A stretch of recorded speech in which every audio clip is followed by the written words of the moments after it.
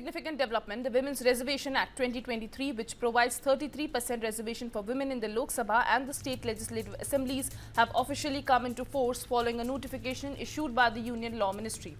The Union Law Minister has issued a notification bringing the provisions of the law into effect from April 16, 2026. The rollout of the women's quota remains linked to the delimitation exercise, which will be carried out after the next census. This means the reservation cannot be enforced until the census is completed and constituency boundaries are redrawn accordingly. The legislation is based on the Constitution's 106th Amendment, also known as the Nari Shakti Vandan Adhiniyam. It was passed by Parliament in September 2023 and has been described as a landmark reform aimed at boosting women's representation in governance.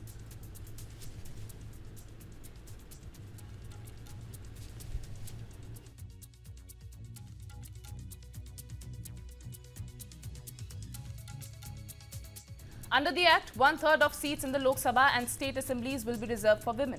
But with implementation tied to future delimitation, full enforcement is expected only after the completion of the census process. Senior Congress leader Jairam Ramesh has termed the notification of the 106th Constitution Amendment Act as absolutely bizarre. Ramesh wrote on social media platform X that this is absolutely bizarre.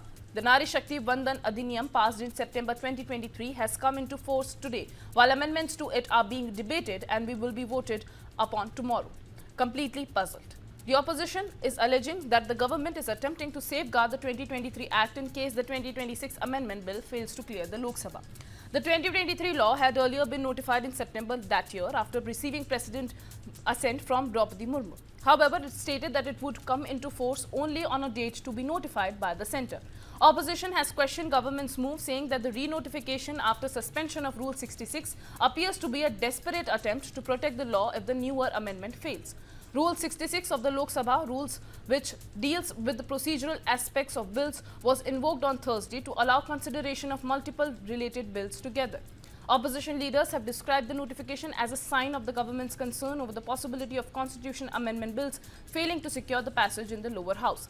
For a constitution amendment bill to pass, it requires a special majority, two-thirds of members present and voting, along with at least half of the total strength of the house.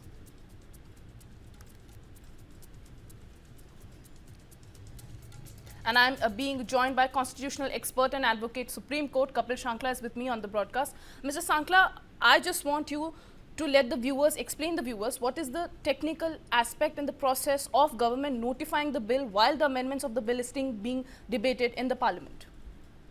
So that's a wonderful question.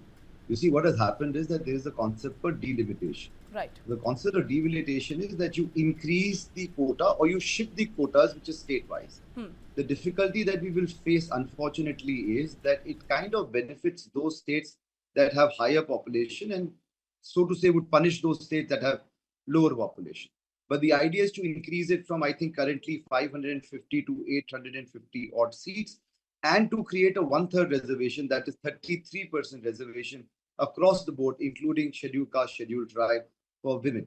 Now, this is a very important exercise because, one, when you delimit or when you do the delimitation exercise, which is being done after many years, the advantage that you have is that you have a better representation of any group or any, so to say, in this case, women, and that actually would, in the long term, benefit women. The difficulty that we would face is that it is going to create perhaps an uneven playing field for those states that have higher population vis-a-vis those that have lower population, which more specifically would be benefiting states like Bihar and perhaps affecting states like Kerala. Now, the delimiting exercise, post the delimiting exercise, the 33% reservation is across the board also for the scheduled caste and scheduled tribe.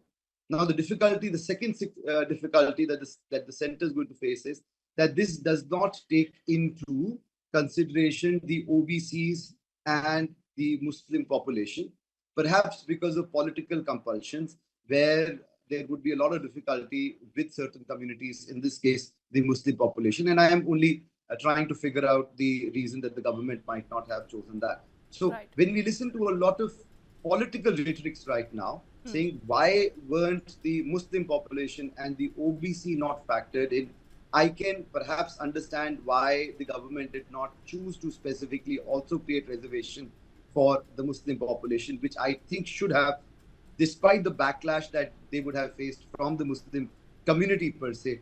But I think it is a step in the right direction. As far as the legality is concerned, this was awaited for a very long time, Right. and this has been debated, thought of, and perhaps also hoped by a large part of the community for a very long time. And I'm very glad that this is being put into effect now. And Mr. Sankla, the opposition is alleging that this is a move by the government to protect the earlier bill, so because they fear that they are falling short of majority in the House. If NDA falls short of numbers, what options are left before the government?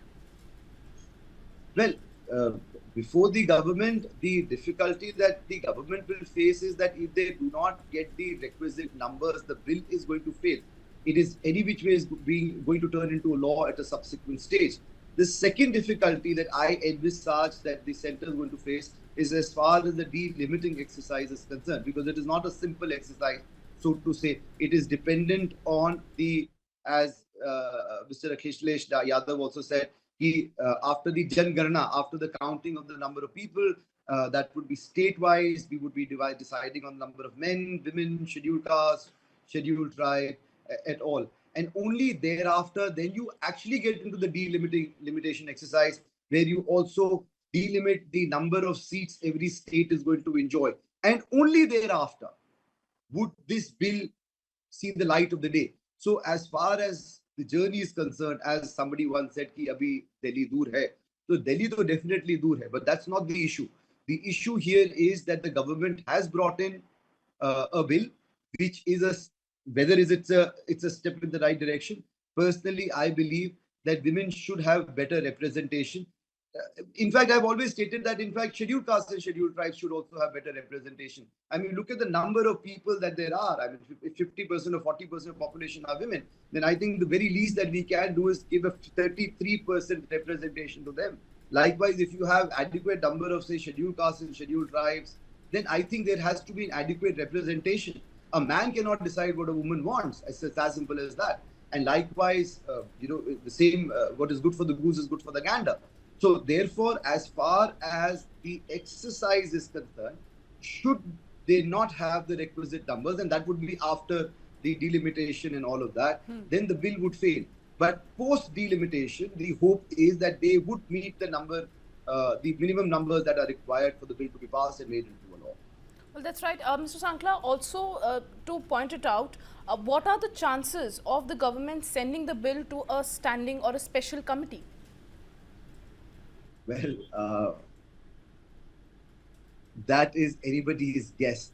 But Article 82, and if I'm not mistaken, Article 170 of the Indian Constitution mandates the Parliament to readjust the Lok Sabha and the State Assembly seats after the delimitation exercise. So as far as sending it to a special committee or a standing committee is concerned, we come back to the core issue. What happens and whether the delimitation exercise is going to take place, and whether it would take place after the consensus as it is required, and what would be the effect on the shifting of the seats vis-a-vis North India, South India, East India, vis-a-vis those states that are highly populated and therefore are going to derive benefit rather than being punished, and those educated states that perhaps have lesser population and have managed to manage their population better. And Mr. Sankla, one argument that the government was proposing, that because they wanted an early rollout of the bill, because as you said that representation of women is long overdue in the parliament and it matters as well. The government has said that they wanted to bring in these amendments so that it can facilitate an early rollout of the bill. Let's say if the amendments are not passed in the House, and if we rely on the 2023 Act of the bill, how long do you think it will take the law to be in force, not just on papers, but on representation in the parliament? Well, the question then is, can be answered in two ways. Whether the bill should be put today without the delimitation exercise, or whether the bill would be put after the delimitation exercise. Whether the bill would be put in after the deciding on the number of women we have currently, etc., or whether it would be put ad hoc. I think if we go by this and say, let us put in the bill without the delimitation exercise, which is again long overdue, what we're basically doing is we're being very unfair to a huge chunk of the population and women in general. And I say this with a lot of respect because I believe that if you do not know how the pie is to be divided or how big the pie is, then how can you take out 33% out and say, okay, please feed yourself. This is what is due to you. I think it would be very unfair to the women population. So therefore, I think the correct answer would be how soon does the politics end and how soon are we able to get the bill on the ground after the delimitation exercise to actually benefit the women for whom this bill is being sought to be passed. I think it is the whole idea today is to see that rather than be revisiting it after an year or two, let us do the exercise now so that it is just, it is proper and it is in the semantics of things.